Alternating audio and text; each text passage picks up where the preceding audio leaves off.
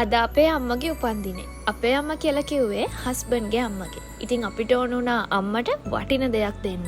අපි වෙනුවෙන් අම්මට කරන්න බැරි දෙයක් නෑ. අදටත් අපි වෙනුවෙන් අපරිමිත කැපකිරීම ගොන්නක් කරන කෙනෙක් තමයි අයියගේ අම්මා.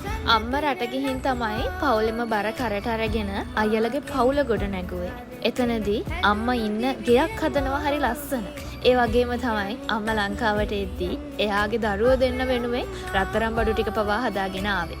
ඉතින් ඩ්‍රීම් ඩොග් අපේ කතාව දන්න කෙනෙක් නම් ඔයා ඩ්‍රීම් ඩොග් පෙට් ෂොප් එක දෙවට කලර් ලයිට් එක ගාව පෙට් ෂොප් එක දාන්න අපේ අතේ සල්ලි නොතිබිච්ච වෙලාවේ අම්මා අයියට හදලා දීපු ඒ රත්තරන් බඩු ටික තියලා තමයි අපි සල්ලි හොයාගත්තේ.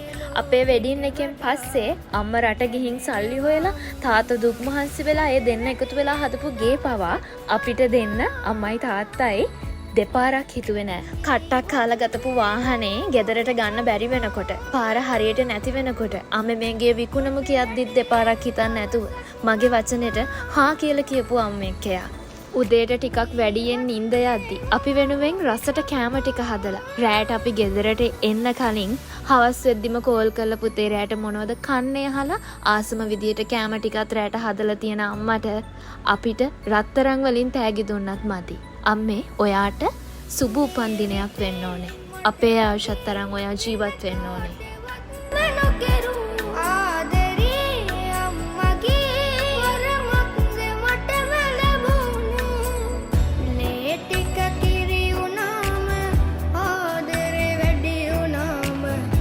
Tanin